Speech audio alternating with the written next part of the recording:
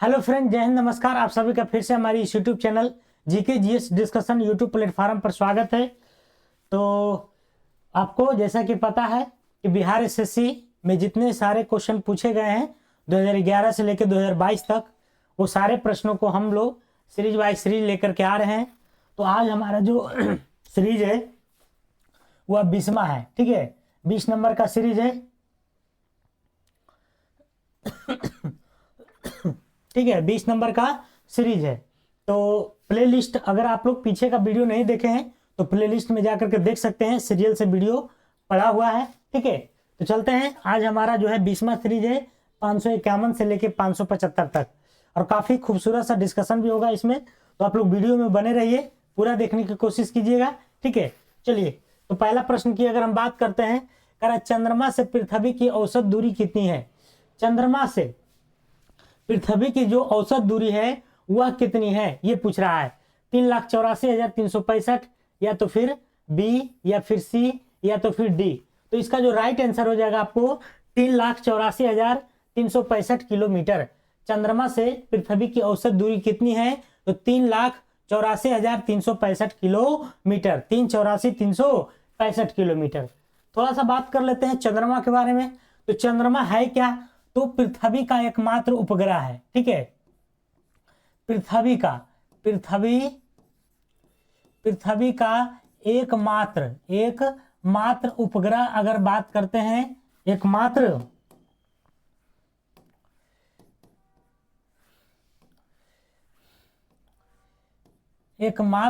उपग्रह क्या है, तो चंद्रमा है। क्या है, तो चंद्रमा है। ठीक है, पहला नंबर तो क्वेश्चन को याद रखना है, ये वाला।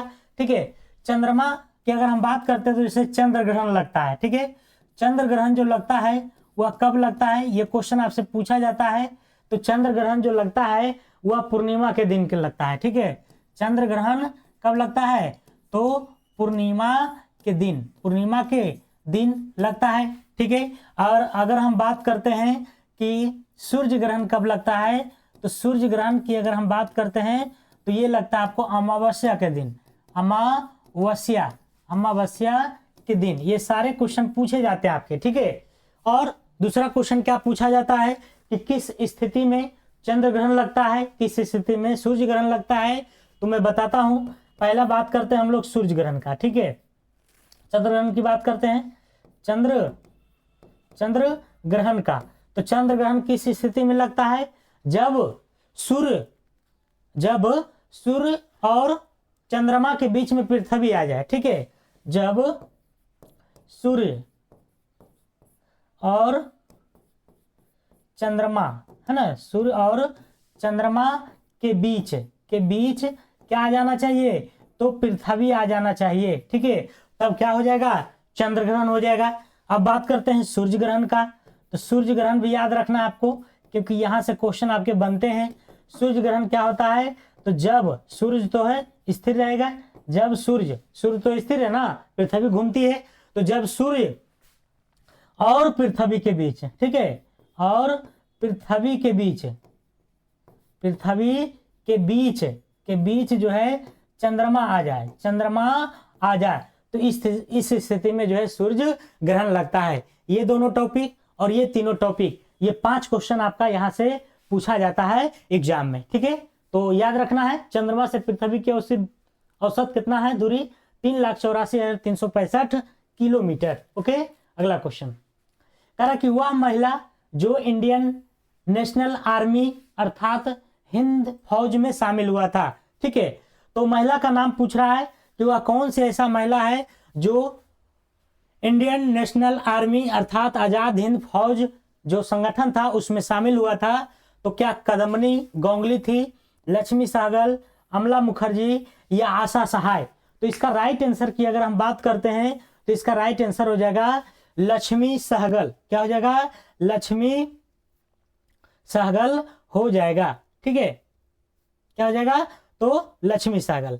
और अगर हम बात करते हैं लक्ष्मी सहगल के अलावा, ठीक है, अगर लक्ष्मी सहगल नहीं रहे तो इसके अलावा, ठीक है, इनके अलावा लिख देते हैं यहां पर, इनके अलावा एक और महिला थी जिसका नाम था नीरा आर्य, नीरा आर्य था, नीरा आर्य था। ठीक है, तो वह महिला जो इंडियन नेशनल आर्मी अर्थात आजाद हिंद फौज में शामिल हुई थी वह लक्ष्मी सागल थी। और एक महिला का नाम याद रखना है, नीरा आर्य, नीरा आर्य। ठीक है,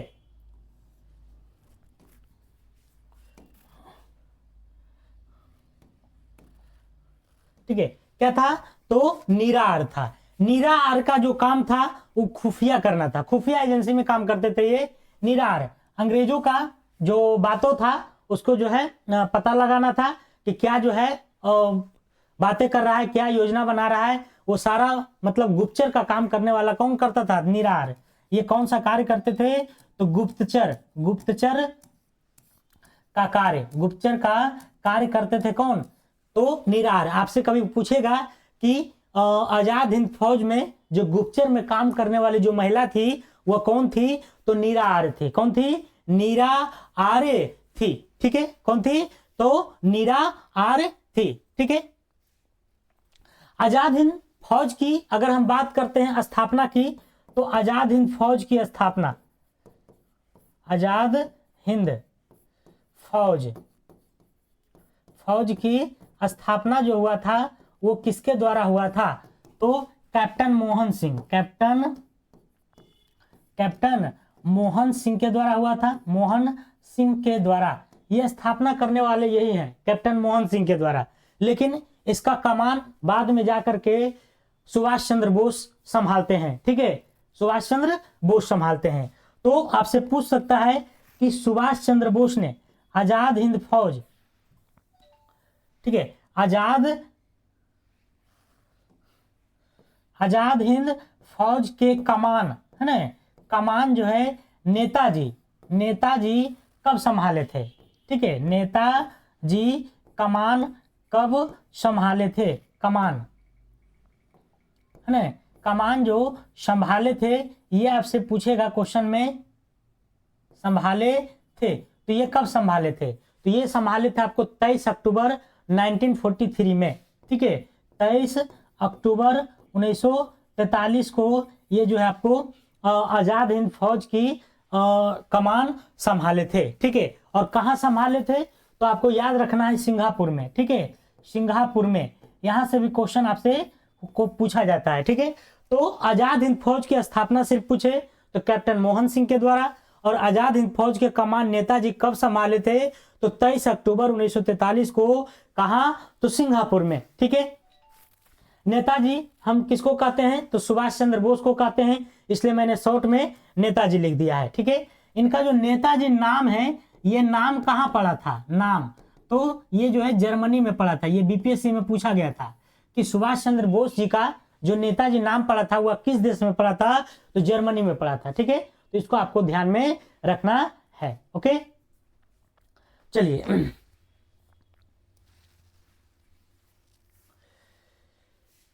अब बात करते हैं हम लोग कदम्बनी गोंगली की। ठीक है, तो भारत की प्रथम स्नातक महिला है, भारत की प्रथम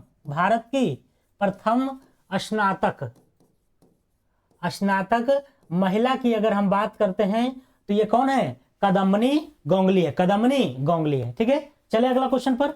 अगला करा, भारत में कौन सी पंचवर्षीय योजना हेराल्ड डोमर मॉडल पर आधारित है? डोमार हो गया, डोमर होना चाहिए। ठीक है, हेराल्ड मॉडल पर आधारित है।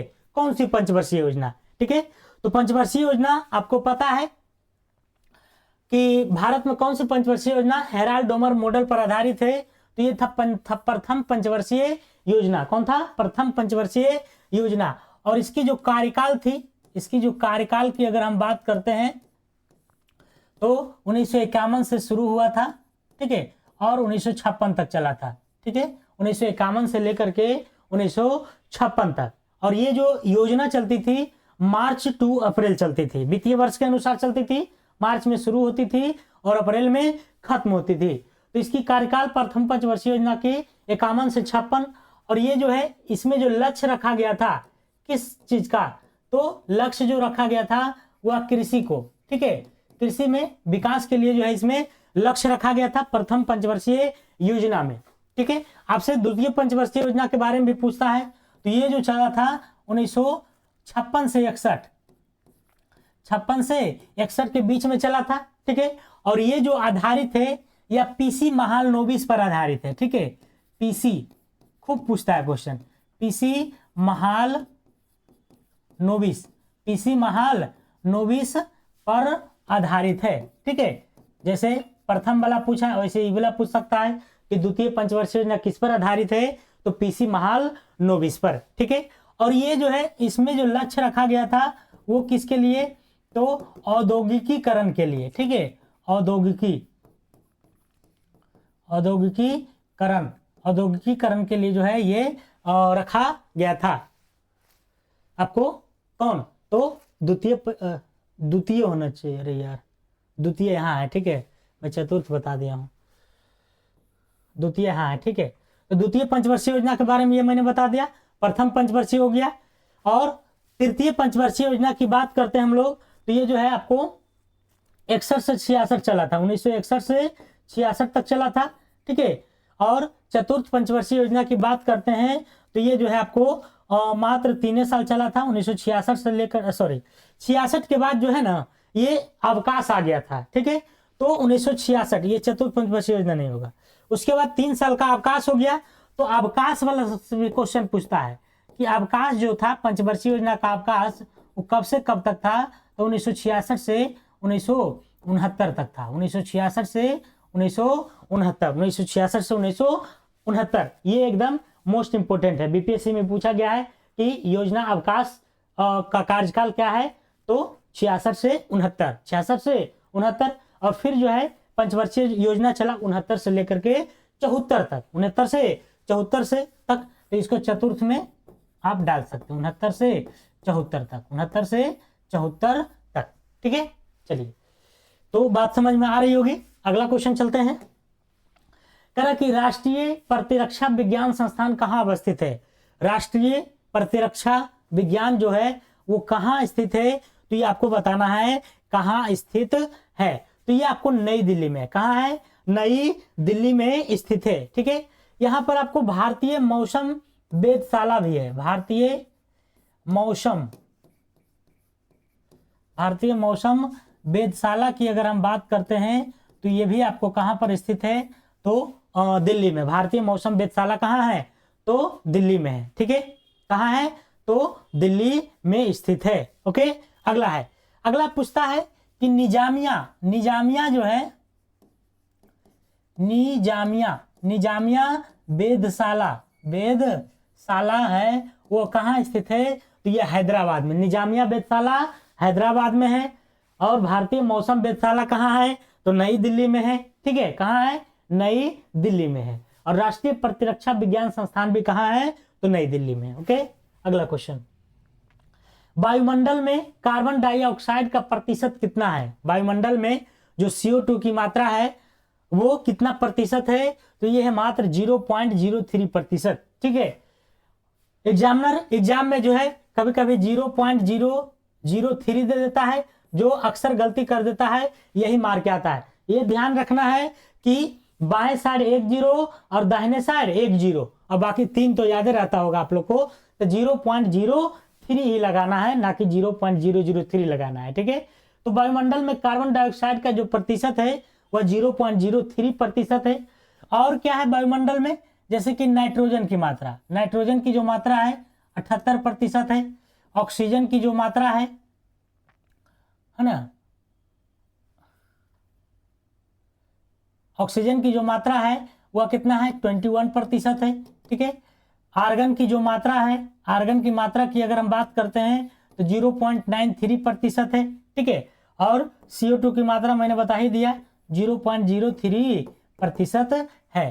तो ये चारों को आपको ध्यान में रखना है, ठीक है, चारों को, ओके। चले अगला क्वेश्चन, कह रहा कि वनस्पति घी के निर्माण में क्या प्रयोग किया जाता है। वनस्पति घी किसको कहते हैं, डालडा आम भाषा में आप लोग बोलते हैं, तो वनस्पति घी होता है। वह क्या होता है, वनस्पति घी के निर्माण में क्या प्रयोग किया जाता है, तो उसमें प्रयोग किया जाता है आपको हाइड्रोजनी विधि, है ना, जो हाइड्रोजनीकरण विधि से बनाया जाता है। तो उसमें क्या प्रयोग करते हैं, तो हाइड्रोजन का प्रयोग करते हैं। किसका? हाइड्रोजन का। वनस्पति घी बनाने के लिए किसका प्रयोग करते हैं? तो हाइड्रोजन का प्रयोग करते हैं। इसमें एक क्वेश्चन आपसे पूछता है कि वनस्पति घी के निर्माण में उत्प्रेरक के रूप में किसका प्रयोग करते हैं? उत्प्रेरक। तो उत्प्रेरक अगर पूछेगा तो निकेल का प्रयोग करते हैं। किसका प्रयोग करते हैं? निकेल का प्रयोग करते हैं। वनस्पति घी बनाने के लिए उत्प्रेरक के रूप में निकेल का प्रयोग किया जाता है। किसका प्रयोग किया जाता है? तो निकेल का प्रयोग किया जाता है। हाइड्रोजन की बात करते हैं तो ये जो है सर्वाधिक हल्का तत्व है। सर्वाधिक क्या है? तो हल्का तत्व है।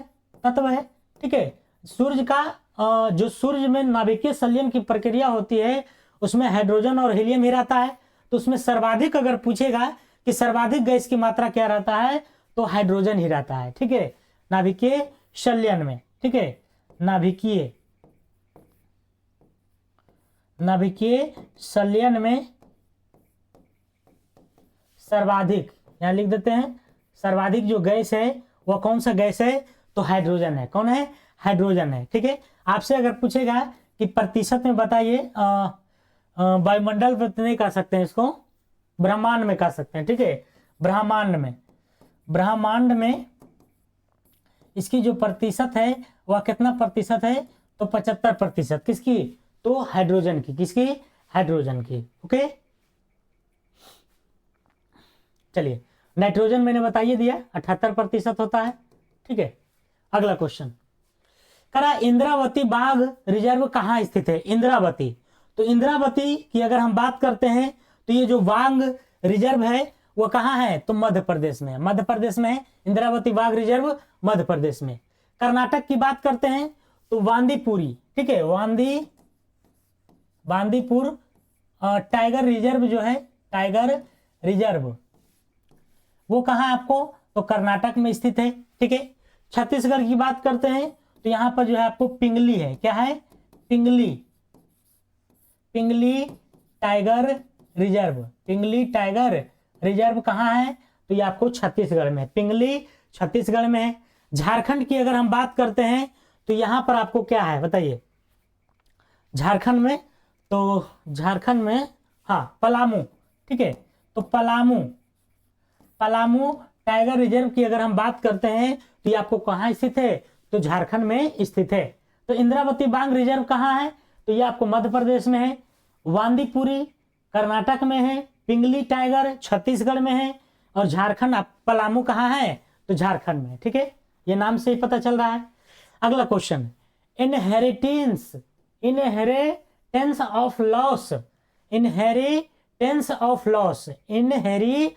ऑफ लॉस पुस्तक के लेखक जो हैं वो कौन है? तो बताइए कौन है? इनहेरिटेंस पुस्तक के लेखक कौन है? तो ये है आपको किरण देसाई है। कौन है? किरण देसाई है। कौन है? तो किरण देसाई है। ठीक है। झुंपा लाहिड़ी की बात करते हैं तो इनका जो मूल नाम है, मूल नाम से क्वेश्चन में आता है इनका मूल नाम क्या है? तब मूल नाम ध्यान से देखिएगा, झुंपा।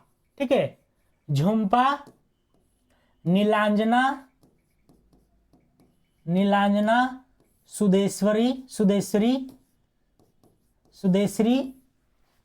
लाहिड़ी है ना, लाहिड़ी। ठीक है। लाहिड़ी। ओके। तो इनका पूरा नाम हो गया। झुंपा लाहिड़ी का जो मूल नाम है वह झुंपा नीलांजना सुदेश्वरी लाहिड़ी। झुंपा नीलांजना सुदेश्वरी लाहिड़ी। ठीक है। ये आपको याद रखना है, इनका पूरा नाम है। ठीक है। इनकी अगर हम बात करते हैं तो एक उपन्यास था। ठीक है। इनके उपन्यास है,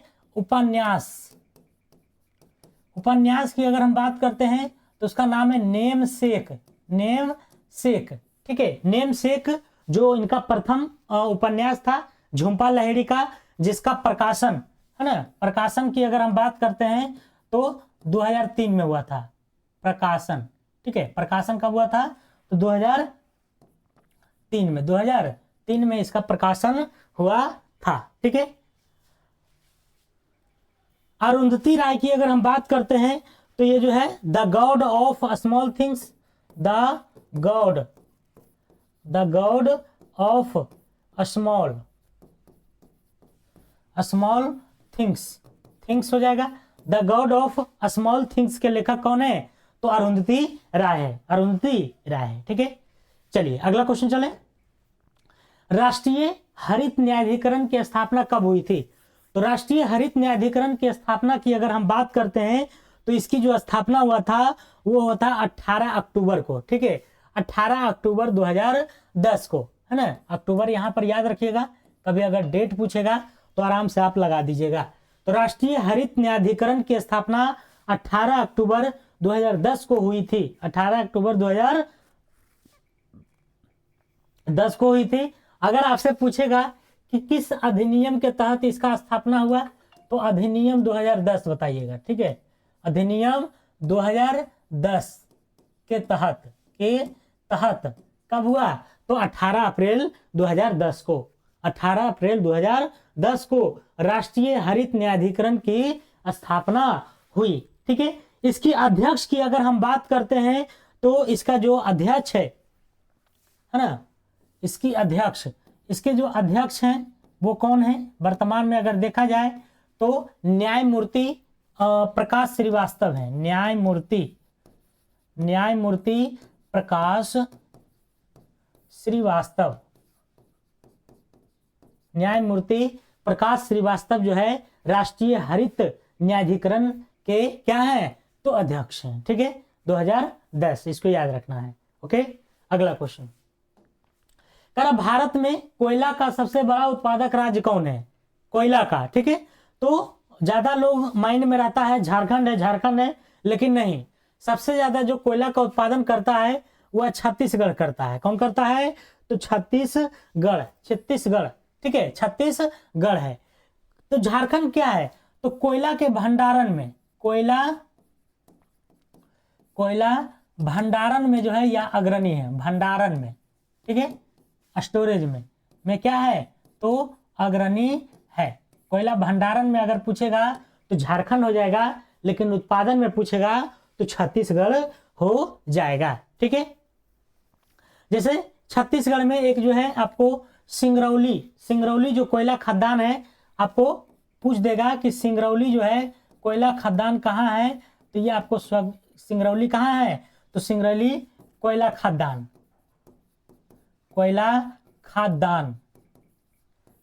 जो है ये कहाँ है? तो छत्तीसगढ़ में है। यहाँ पर भी छत्तीसगढ़।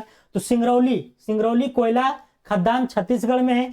ठीक है, लेकिन एक क्वेश्चन आपसे और पूछता है कि सर्वाधिक जो कोयला का प्रकार हमारे भारत में जो भंडारण है वह किस प्रकार का है? तो बिटुमिनस का है।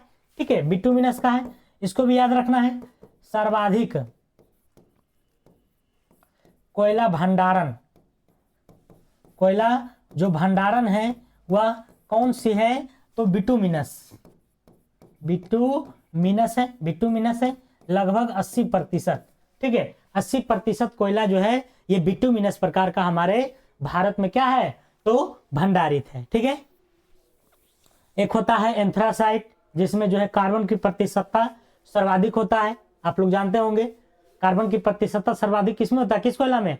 तो एंथ्रासाइट है। एक वो होता है बिटुमिनस, एक वो होता है लिग्नाइट। ठीक है, चलिए अगला क्वेश्चन।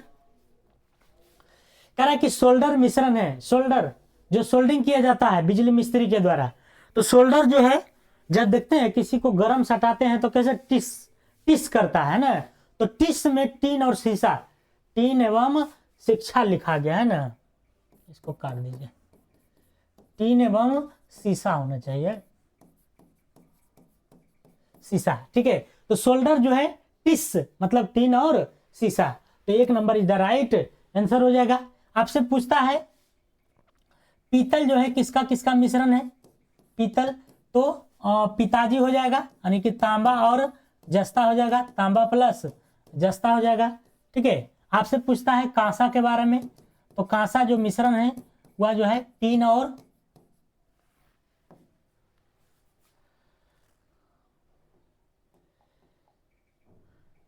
कांसा की बात करते हैं तो तांबा और टीन का मिश्रण है, तांबा प्लस टीन का मिश्रण है। ठीक है, आपसे पूछता है जर्मन सिल्वर, तो जर्मन सिल्वर में कुछ नहीं है,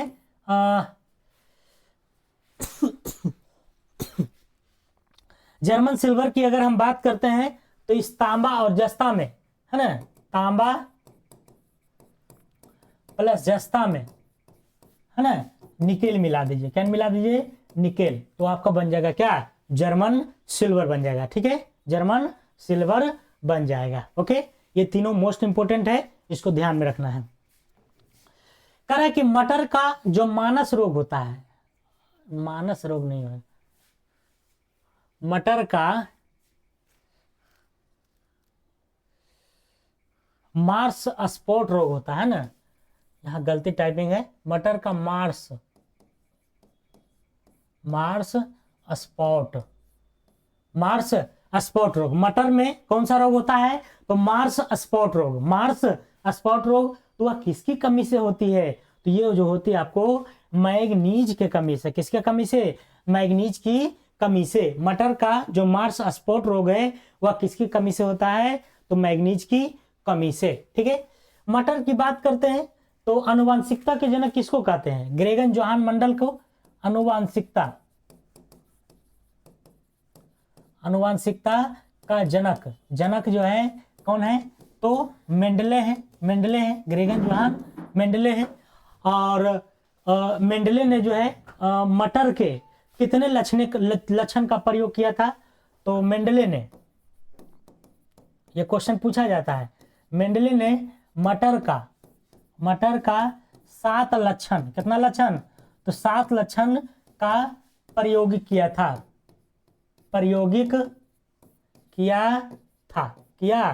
इसको भी ध्यान में रखना है। कितना? तो 7 गो लक्षण का। ठीक है, 7 लक्षण का। अगला क्वेश्चन कह रहा है एकीकृत ऊर्जा विकास कार्यक्रम का मुख्य उद्देश्य क्या है या लक्ष्य क्या है? ठीक है, तो एकीकृत ऊर्जा विकास कार्यक्रम की अगर हम बात करते हैं तो इसका जो लक्ष्य है, क्या ऊर्जा उपयोग में कमी करना? नहीं, ये तो हो नहीं सकता है। सभी ग्रामीण क्षेत्रों में ऊर्जा सुनिश्चित करना, सभी के लिए 24/7 ऊर्जा उपलब्ध कराना, दूरस्थ क्षेत्रों में ऊर्जा सुनिश्चित करना, है ना। तो ये बिल्कुल राइट आंसर है। दूरस्थ क्षेत्रों में मतलब दूर दूर जो क्षेत्र हैं, ग्रामीण इलाका है, उसमें जो है आपको एकीकृत ऊर्जा विकास कार्यक्रम का क्या रखा गया है? तो लक्ष्य रखा गया है। तो इसका राइट आंसर जो हो जाएगा आपको वह क्या हो जाएगा? तो डी हो जाएगा। अच्छा, एक क्वेश्चन पूछता है राष्ट्रीय ग्रामीण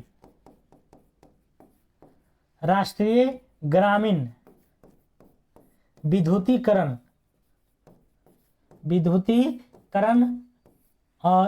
योजना की जो शुरुआत हुई थी, ये आपसे क्वेश्चन पूछता है। योजना जो आई थी, कब आई थी? 1969 में राष्ट्रीय ग्रामीण विद्युतीकरण योजना की जो शुरुआत हुई थी 1969 में हुआ था। ठीक है, 1969 में। अच्छा, विद्युत जो उत्पादन होता है वह ज्यादा निर्भर किस पर है? तो कोयला, तापीय ऊर्जा पर ज्यादा जो है डिपेंडेंट है। इसको ध्यान में रखिएगा। अगला क्वेश्चन, तारपीन का तेल जो है वह निकाला जाता है, वह किससे निकाला जाता है? तारपीन का तेल। ठीक है, तो तारपीन का तेल जो है वह देवदार चीड़ के पेड़ से किससे निकाला जाता है? तो चीड़ के पेड़ से जो है तारपीन का तेल निकाला जाता है। ठीक है, अच्छा, देवदार के पेड़ से कौन सा तेल निकलता है? तो सेड्रोस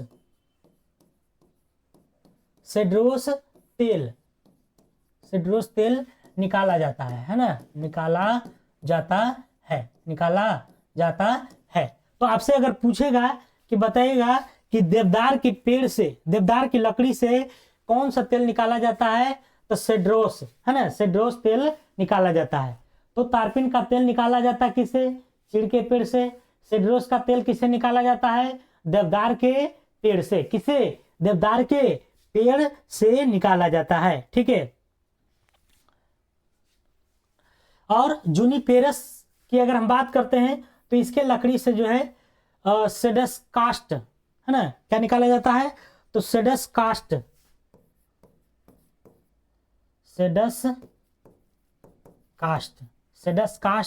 का तेल, है ना। तो इसको याद रखिएगा, तीनों को याद रखना है। तारपीन का तेल अगर पूछेगा तो चीड़ के पेड़ से, ठीक है, और सेड्रोस का तेल पूछेगा तो देवदार के पेड़ से, और सेडस कास्ट का तेल पूछेगा तो जूनिपेरस। ठीक है, जूनिपेरस से निकाला जाता है। ओके, करा हर घर बिजली योजना जो बिहार सरकार द्वारा शुरू किया गया था वो कब किया गया था? तो हर घर बिजली योजना की जो शुरुआत हुई थी वह नवंबर 2016 में, 2016 में, नवंबर 2016 में 7 निश्चय योजना के तहत जो है यह हर घर बिजली योजना नवंबर 2016 में जो है इसका किया गया था। ठीक है, शुरू किया गया था। अगला क्वेश्चन, करा दूध एक उदाहरण है। दूध किसका उदाहरण है? कोलाइड का, पायस का, फोम का, किसका है? तो दूध की अगर हम बात करते हैं तो दूध एक पायस है। दूध क्या है? पायस है। दूध क्या है? एक पायस है। ठीक है, अब बात करते हैं दूध एक पायस है तो दूध जो है, दूध की अगर हम बात करते हैं तो द्रव का परिक्षेपण है। द्रव का परिक्षेपण कहलाता है। परिक्षेपण कहलाता है। दूध क्या है? तो द्रव में द्रव का परिक्षेपण है। ठीक है, जैसे कि आपसे पूछता है कि धुआं जो है किससे किसमें परिक्षेपित है? तो धुआं की बात करते हैं तो गैस में ठोस, ठीक है, गैस में ठोस का क्या है? तो परिक्षेपण है। गैस में ठोस, धुआं वाला पूछता है हमेशा क्वेश्चन। ठीक है, तो धुआं जो है मिश्रण जो है वह गैस में ठोस का क्या है? तो परिक्षेपण है। ओके, तो ये आपको याद रखना है। और आपको जैसे द्रव में गैस का परिक्षेपण क्या कहलाता है? द्रव में गैस का परिक्षेपण जब होता है तो इसी को झाग कहते हैं। क्या कहलाता है? परिक्षेपण को झाग। क्या होता है? तो झाग, है ना? झाग तो समझ ही रहे हैं। तो द्रव में गैस का जो परिक्षेपण है वह क्या है? झाग है, झाग कहते हैं, है ना? ये सारा पीडीएफ आपको मिल जाएगा टेलीग्राम पर।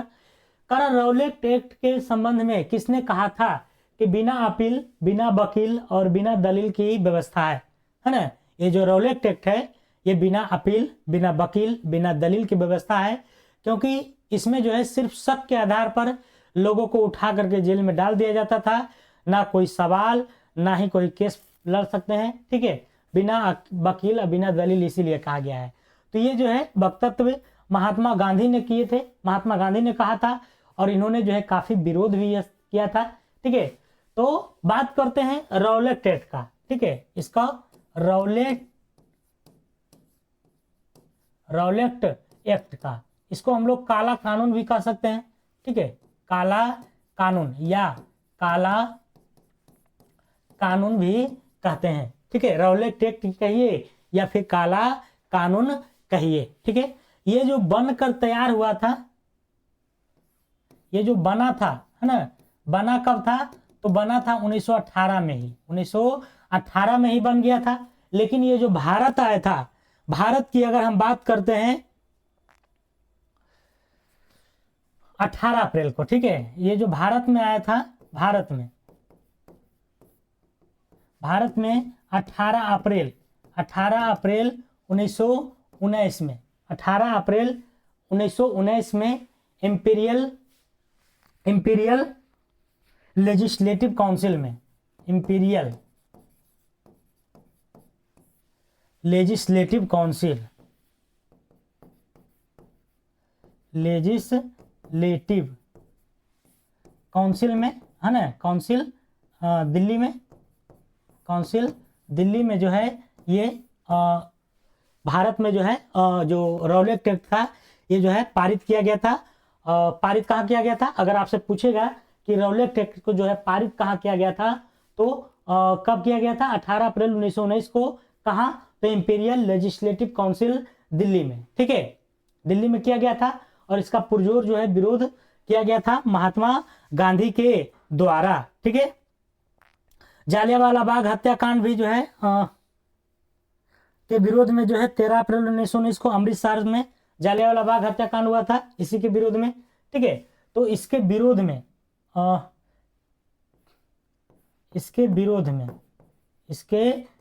में जो है 13 अप्रैल 1919, 13 अप्रैल 1919, ये वाला सॉरी, ये अप्रैल नहीं होगा, पहले लागू होगा ना तो मार्च हो जाएगा, ठीक है। मार्च में ये लागू हुआ था और 13 अप्रैल 1919 को क्या हुआ था, तो जालियांवाला बाग हत्याकांड हुआ था। इसी कानून को विरोध करके 13 अप्रैल 1919 को जालियांवाला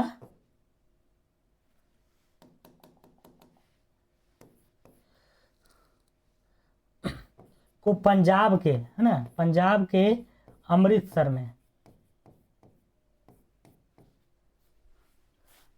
में जालियांवाला हत्याकांड हुआ था, है ना, जो काफी भीषण था।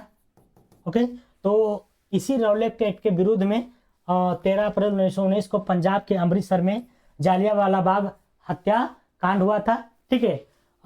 जिससे क्षुब्ध होकर के कई नेताओं ने अपने जो है पद अथी को त्याग दिया था, पुरस्कार को।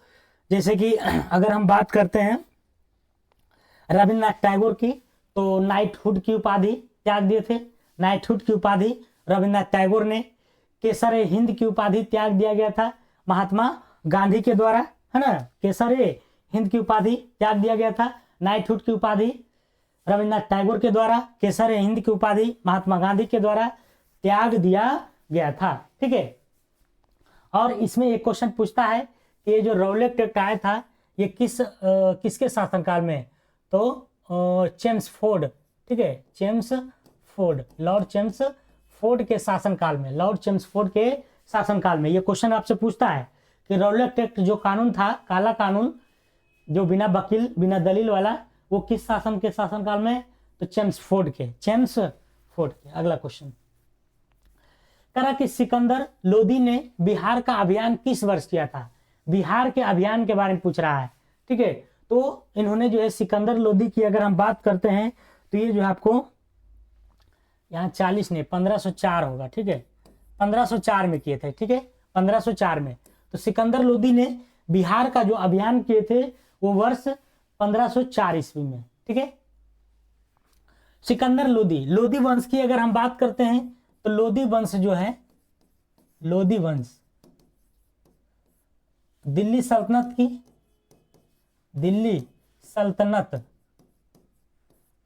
की अंतिम वंश था, ठीक है, अंतिम वंश था, है ना, वंश था, है ना। गुल खिले तो सैयद लोदी, गुलाम वंश, खिलजी वंश, तुगलक वंश, सैयद वंश और लोदी वंश। तो सबसे लोदी वंश जो है वह दिल्ली सल्तनत की क्या था, अंतिम वंश था, ठीक है।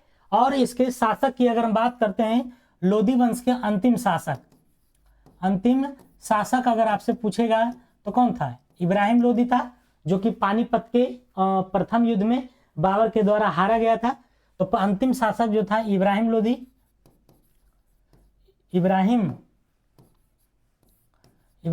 था, है ना। और इसकी हार हुई थी बाबर के द्वारा 1526 के पानीपत के प्रथम युद्ध में, ठीक है। सिकंदर लोदी की अगर हम बात करते हैं तो इन्होंने जो है आगरा शहर को बसाया था। कौन सा शहर को, तो आगरा शहर को। सिकंदर लोदी की बात करते हैं तो इन्होंने जो है आगरा शहर को 1504 में क्या हुआ था, तो वसाया था, ठीक है। एक क्वेश्चन आपसे और पूछता है कि आगरा शहर को राजधानी कब बनाया था। तो राजधानी की अगर हम बात करते हैं तो इसके 2 साल बाद 1506 ईस्वी में, 1504 में जो है आगरा को शहर की स्थापना किया था और इसकी राजधानी बनाया था 1506 ईस्वी में, 1506 ईस्वी में, ठीक है।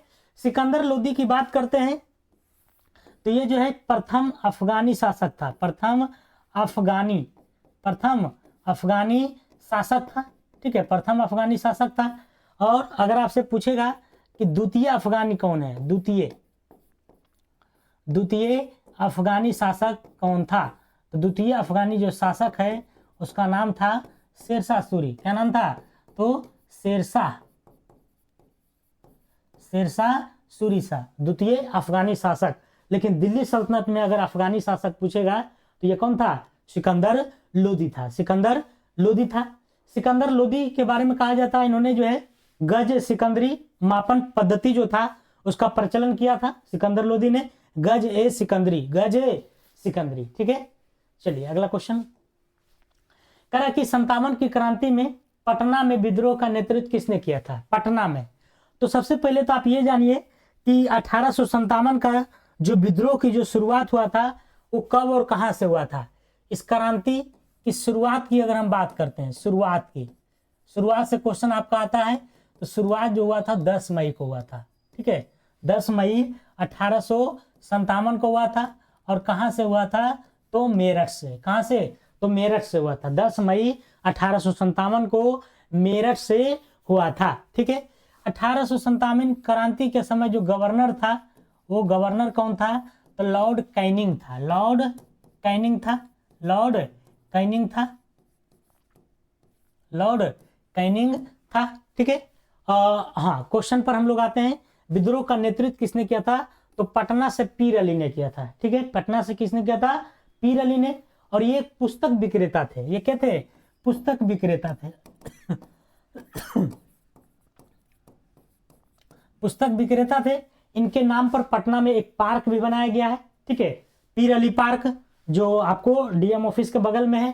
ठीक है, तो पुस्तक विक्रेता है ये कौन है? पीर अली। इनको दबाने का काम को किसने किया था?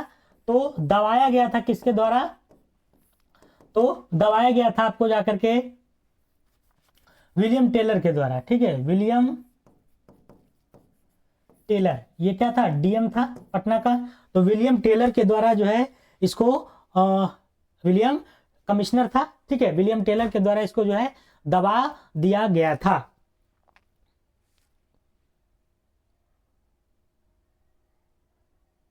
अच्छा, एक क्वेश्चन और पूछता है कि बिहार में इसका शुरुआत कब हुआ था?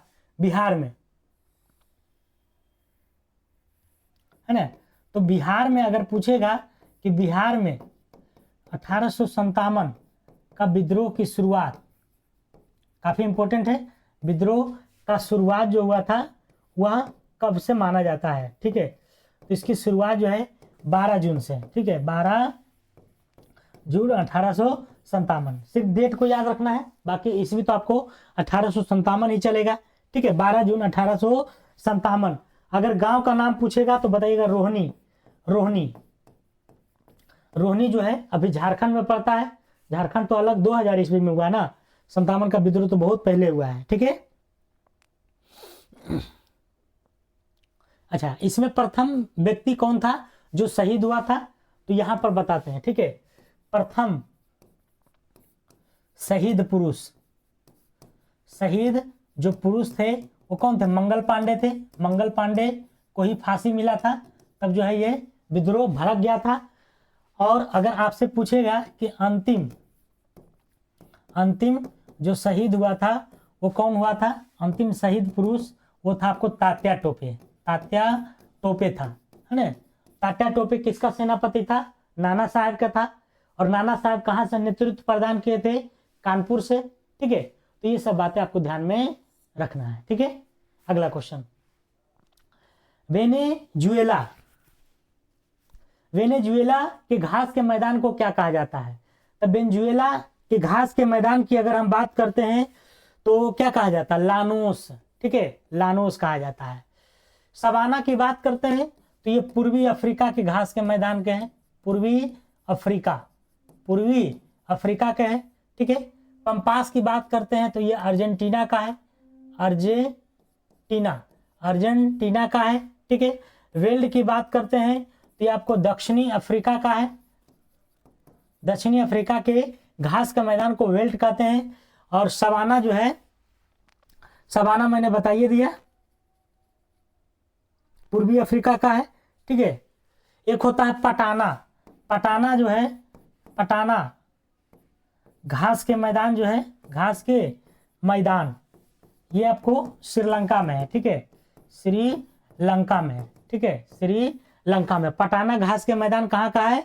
तो श्रीलंका का है। और एक होता है कैंटरबरी, है ना? कैंटरबरी, ये सब जो है पूछता है, ठीक है। कैंटरबरी, कैंटरबरी जो मैदान है वो किसका है, तो न्यूयॉर्क का है, न्यूयॉर्क का है, ठीक है। ये पांचों क्षोभों को याद रखना है आपको, ठीक है। अगला क्वेश्चन, अगला है Akhil Bharatiya trade union federation की स्थापना कब की गई थी। तो Akhil Bharatiya trade union federation की स्थापना जो है कब किया गया था, तो 1929 में, ठीक है, 1929 में, 1929 में। और एक होता है ऑल इंडिया ट्रेड यूनियन, ठीक है, ऑल इंडिया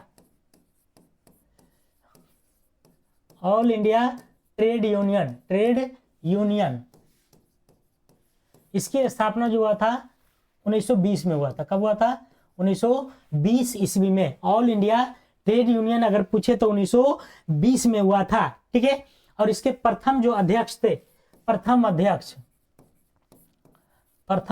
अध्यक्ष की अगर हम बात करते हैं तो लाला लाजपत राय, लाला लाजपत राय थे। यहां से क्वेश्चन आपसे बनता है कि ऑल इंडिया ट्रेड यूनियन का जो गठन हुआ था 1920 में हुआ था और इसके जो प्रथम अध्यक्ष थे लाला लाजपत राय था। लेकिन वहीं पर अखिल अगर लग जाएगा तो 10 वर्ष बाद चल जाएगा। अखिल भारतीय ट्रेड यूनियन 1929 में इसकी स्थापना हुआ था, ठीक है।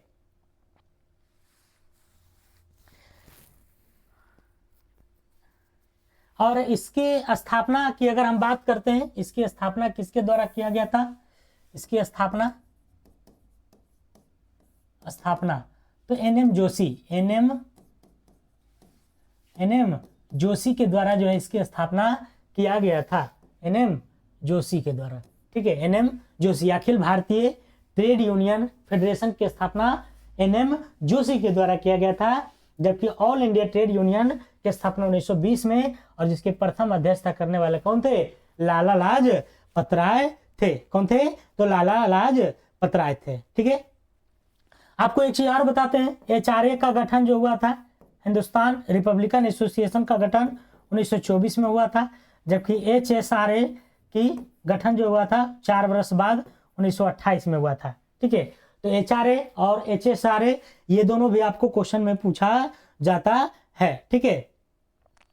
और कम्युनिस्ट पार्टी की स्थापना भी 1920 में हुआ था। कम्युनिस्ट पार्टी की स्थापना एमएन राय के द्वारा 1920 में। फिलहाल इतने रहने देते हैं। अगला क्वेश्चन, अगला है रजनामा किसकी फारसी अनुवाद है। तो रजनामा की अगर हम बात करते हैं तो ये जो फारसी अनुवाद है ये किसकी है, तो महाभारत के है, ठीक है। भारत के 2 महाकाव्य हैं, ठीक है। भारत के 2 महाकाव्य हैं, वो कौन कौन है, तो रामायण है और कौन है, एंड महाभारत है, महाभारत है, ठीक है। हम बात कर लेते हैं महाभारत के रचयिता कौन है। महाभारत के रचयिता जो है वो कौन है, तो वेद व्यास हैं, ठीक है। और अगर हम बात करते हैं रामायण के, तो रामायण के जो रचयिता हैं वो वाल्मीकि है। कौन है, वाल्मीकि है। रामायण के रचयिता कौन है, वाल्मीकि है, ठीक है। पंचतंत्र के लेखक जो हैं वह विष्णु शर्मा है, ठीक है। कथा सरित सागर के लेखक जो हैं वह सोमदेव हैं,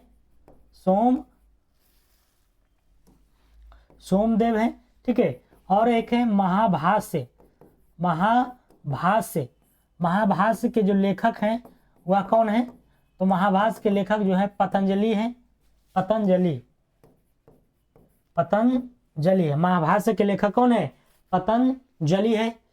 उत्तर रामचरित्र मानस के लेखक कौन है, उत्तर रामचरित्र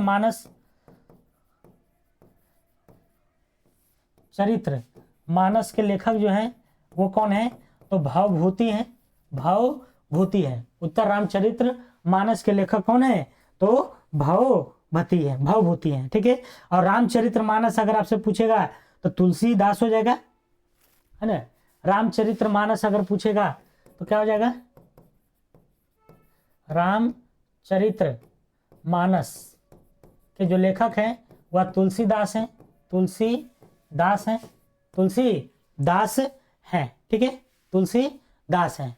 और कुछ होता है, हाँ, एक कामसूत्र की पूछता है, तो कामसूत्र के जो लेखक हैं, कामसूत्र वो के जो लेखक हैं वात्स्ययन है, वात्स्ययन है ना, वात्स्ययन।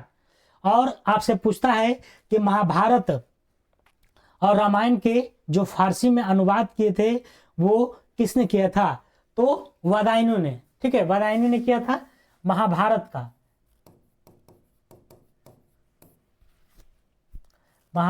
का फारसी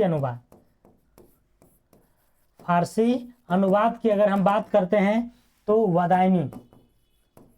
वादायनी द्वारा किया गया था, ठीक है। ये सब जो है याद करने वाला आपका है।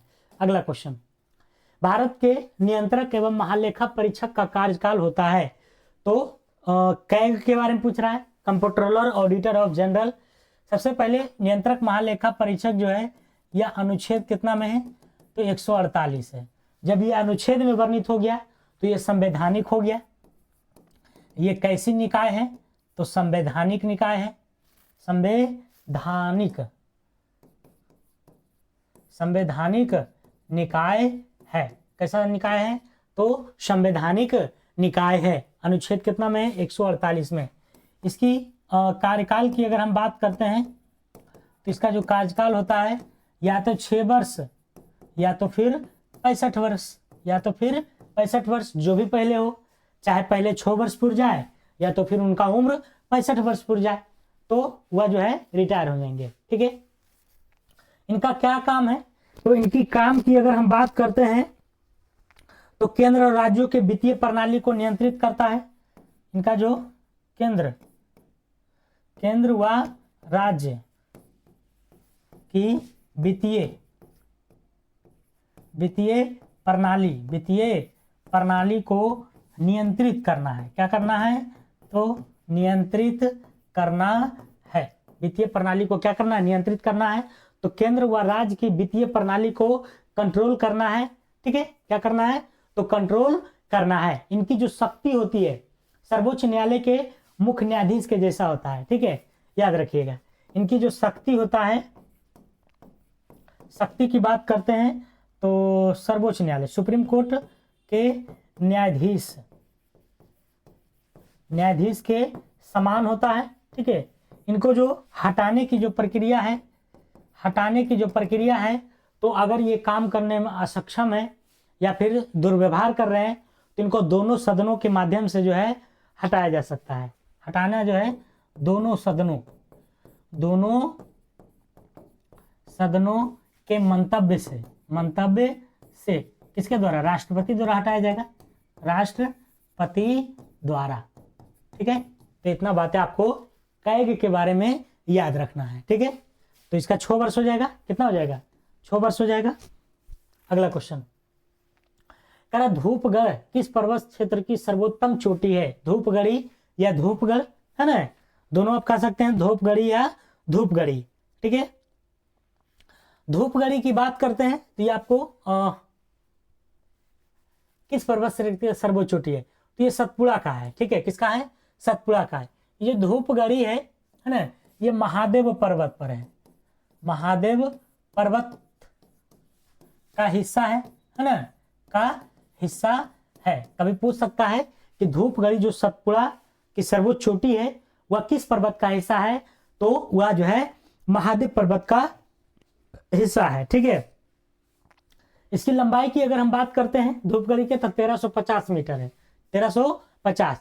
जैसे नीलगिरी के सर्वोच्च चोटी की अगर हम बात करते हैं तो क्या है, डोडा बेटा है ना। नीलगिरी के सर्वोच्च चोटी अगर आपसे पूछता तो डोडा बेटा हो जाएगा। हिमालय की बात करते हैं तो इसका तो माउंट एवरेस्ट है, ये है ना, माउंट एवरेस्ट। और इस माउंट एवरेस्ट को नेपाल में सागर माथा कहते हैं। नेपाल में सागरमाथा, सागरमाथा के नाम से, सागरमाथा के नाम से जाना जाता है। किसको? तो माउंट एवरेस्ट का, हिमालय की जो क्या है ऊंची चोटी है। ठीक है। अरावली की बात करते हैं तो अरावली की जो सर्वोच्च चोटी है उसका नाम है गुरु शिखर। क्या नाम है? गुरु शिखर। सर्वोच्च चोटी, सर्वोच्च चोटी जो है वह क्या है? तो गुरु शिखर है, गुरु शिखर है। ये सर्वोच्च चोटी आपको ध्यान में रखना है। ठीक है। अगला क्वेश्चन है, last question, Bokaro steel limited किसकी मदद से स्थापित हुआ था? तो बोकारो स्टील कंपनी की जो स्थापना हुआ था वह 1964 में हुआ था। ठीक है। इसकी स्थापना जो है वो कब हुआ था? तो 1964 में, 1964 में हुआ था। ठीक है। और ये जो बोकारो है ये रूस की सहायता से बना था। ठीक है। और क्या बना था? तो भिलाई भी जो है, भिलाई जो छत्तीसगढ़ में है ये भी किसके सहयोग से बना था? तो रूस के सहयोग से। ठीक है। ब्रिटेन के सहयोग से अगर देखा जाए तो इसके सहयोग से दुर्गापुर संयंत्र, ठीक है, दुर्गापुर संयंत्र बना था। किसके सहयोग से? ब्रिटेन के सहयोग से। जर्मनी की बात करते हैं तो जर्मनी के सहयोग से, है ना, सहयोग से क्या बना था? तो राउरकेला संयंत्र जो कि उड़ीसा में है ना। दुर्गापुर संयंत्र की बात करते हैं तो ये जो है आपको पश्चिम बंगाल में है। ठीक है। राउरकेला की बात करते हैं तो उड़ीसा में है। ठीक है। भिलाई की बात करते हैं तो ये छत्तीसगढ़ में है, ठीक है। आपको ये याद रखना है। ठीक है। और बोकारो स्टील कंपनी की स्थापना जो हुआ था 1964 में। अच्छा, एक क्वेश्चन आपसे और पूछता है कि कौन कौन सा विद्युत जो संयंत्र है वो द्वितीय पंचवर्षीय योजना में स्थापना हुआ था? तो देखिए इसको 3 को याद रखिएगा। कौन कौन है? तो 3 को की अगर हम बात करते हैं तो भिलाई, दुर्गापुर और राउरकेला। भिलाई, दुर्गापुर एवं राउरकेला संयंत्र का जो है निर्माण जो हुआ था, ठीक है, द्वितीय पंचवर्षीय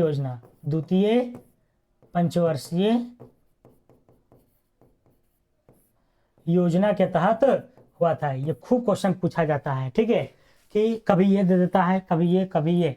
तो तीनों को याद रखना है। भिलाई, दुर्गापुर और राउरकेला संयंत्र का जो निर्माण हुआ था द्वितीय पंचवर्षीय योजना के तहत हुआ था। और द्वितीय पंचवर्षीय योजना 56 से 61 के बीच में चला था। 1956 से 1961 लिख दें, 1956 से 1961। चलिए, तो आज का क्लास हमारा कैसा लगा? ये 25 क्वेश्चन का मेरा सीरीज था। ठीक है, क्योंकि काफी डिस्कशन भी रहता है इसमें, इसलिए क्वेश्चन कम होता है, 25 क्वेश्चन। ठीक है, तो चलिए फिर मिलते हैं अगले वीडियो में। और ये वीडियो आपको अपलोडिंग मिल जाता है। आज आपको सुबह 6 बजे मिलने वाला था लेकिन नहीं मिल पाया आपको। हम अभी अपलोड करेंगे, कुछ कारण था इसलिए नहीं लोड हो पाया था।